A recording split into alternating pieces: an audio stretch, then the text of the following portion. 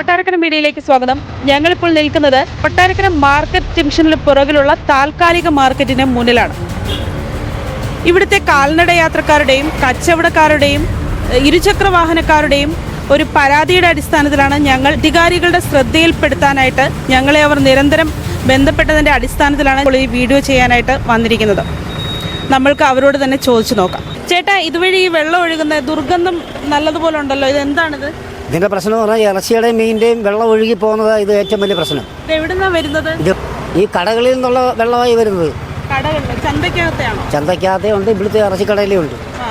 നമ്മൾ അത്താഴപ്പള്ളിക്കാർ നമ്മളിതിലെ പോകുമ്പോൾ ഇവർ നമ്മളെ ഇടിക്കാൻ വരും. മനസ്സിലായി? നമ്മളിത് പറഞ്ഞത് നമ്മൾ സത്യസന്ധമായ കാര്യങ്ങളാണ് പറഞ്ഞത്. നേരത്തെ ആരെങ്കിലും പരാതി പറഞ്ഞിട്ടുണ്ടോ? ആരെങ്കിലും പറഞ്ഞിട്ടുണ്ടോ എനിക്കറിയത്തില്ല. പക്ഷേ ഇവിടെ ചില സമയത്ത് വെളുപ്പാൻകാലത്തൊന്നും ഇതിൽ നമുക്ക് പാനൊക്കത്തില്ല, അത്ര വെള്ളം ഒഴുകി ഇങ്ങനെ പോവുകയാണ്. ഇറച്ചിക്കട മീൻകട ഇല്ലേ, പക്ഷെ അതിൻ്റെ സുരക്ഷിതമായ ഒരു സംവിധാനം നിങ്ങൾ ചെയ്താൽ നല്ലതാണ്. നഗരസഭയിലാണെങ്കിൽ അല്ലേലും. എന്നാൽ ശരി, നമ്മൾ ബന്ധപ്പെട്ട അധികാരികളോട് പറയാം. ഓക്കെ.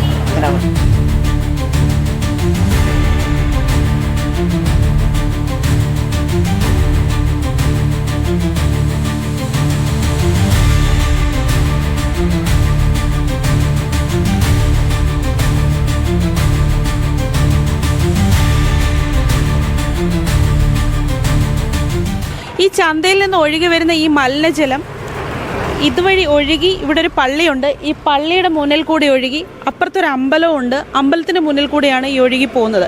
ഈ പള്ളിയിലും അമ്പലത്തിലും ഒക്കെ ഒരുപാട് ആൾക്കാർ വന്നു പോകുന്നതാണ്. തന്നെയല്ല, കാൽനട യാത്രക്കാർ ഒരുപാട് ഇതുവഴി പോകുന്നതാണ്. ഇരുചക്ര വാഹനങ്ങളും അല്ലാത്ത വാഹനങ്ങളും എല്ലാം പോകുന്ന ഒരു വഴിയാണിത്.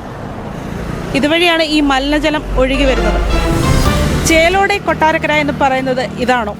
നിരവധി കാൽനട യാത്രക്കാരും കച്ചവടക്കാരും ഒക്കെ ഉള്ള ഒരു റോഡാണിത്.